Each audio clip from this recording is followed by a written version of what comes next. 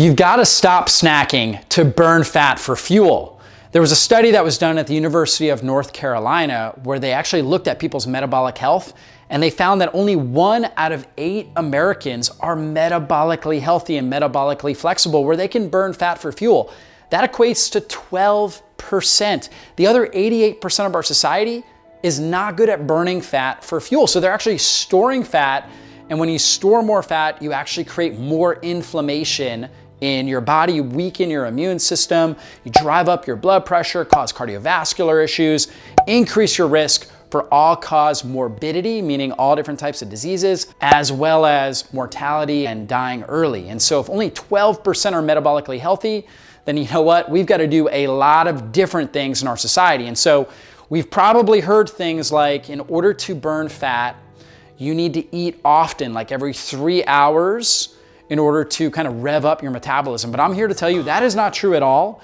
In fact, actually, when you eat every few hours, you actually increase the amount of insulin that your body produces. And insulin is a fat storage pro-inflammatory hormone, meaning that when insulin's elevated in your blood, you are gonna store more fat. You can't burn fat. It actually turns off your ability to burn fat.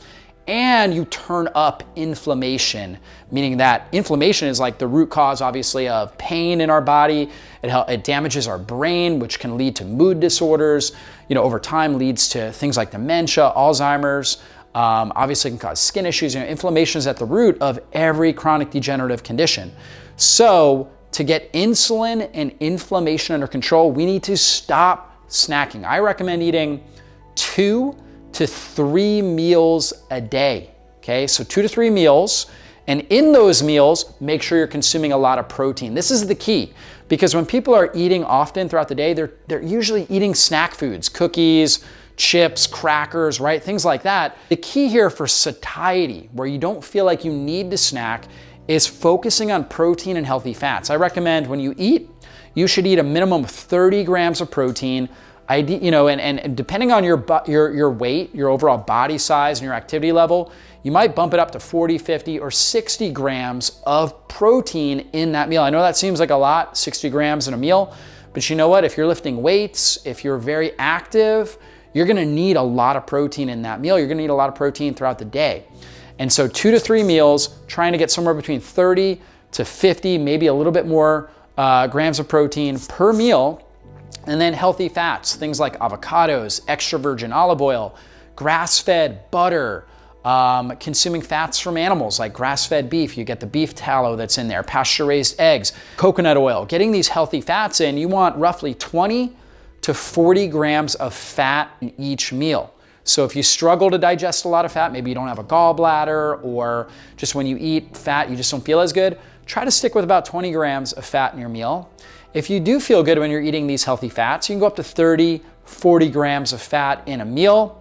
And again, make sure it's coming from those healthy fats. When you get the fats and the protein right, you're gonna feel satiated, meaning that your blood sugar is gonna be stable, your insulin's gonna be stable, you're not gonna have cravings, you're not gonna feel like you need to eat all throughout the day. And that's gonna allow you to go longer periods of time without food, so you're gonna be able to easily go 4, maybe 5 hours without food. So if you did that at 8 a.m., you should easily be able to fast until 12, 1 o'clock, 2 o'clock in the afternoon, and then you can eat another meal, and then you can obviously do something similar, and then be able to go to 5, 6, 7 o'clock where you eat your dinner. So 3 meals.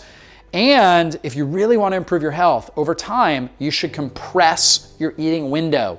So instead of like a 12-hour eating window, maybe where you're eating from 8 a.m. to 8 p.m., you compress it down to 8 hours. Now you're eating your meals from 10 a.m. to 6 p.m. You could still have 3 meals, or you might decide, you know what, I actually feel really good with just 2 meals, where you consume a meal at 10 or 12 or even 1 o'clock in the afternoon, and then you wait until 5, 6, 7 o'clock in the evening and you eat your dinner. And that's great. That actually lowers the amount of insulin that your body produces, lowers inflammation, and allows your blood sugar to come down, to regulate itself, and allows you to spend more time in fat burning.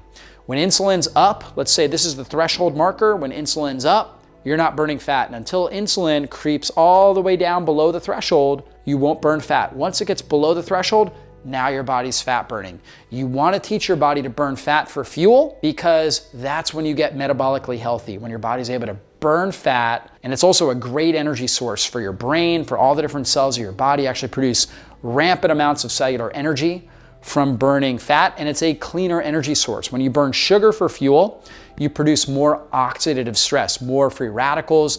That literally rusts you from the inside.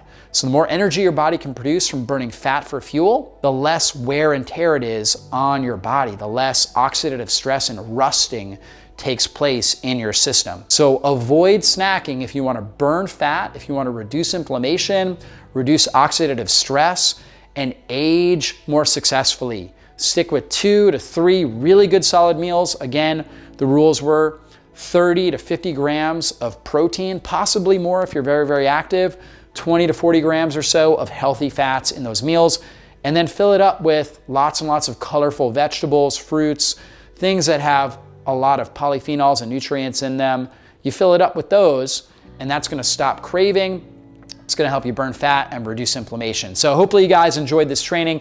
Be sure to subscribe to my channel and hit the bell button. That way you get notified whenever I put up a new video so you never miss one of these important trainings. Thanks so much for doing that, and thank you for being a part of our community.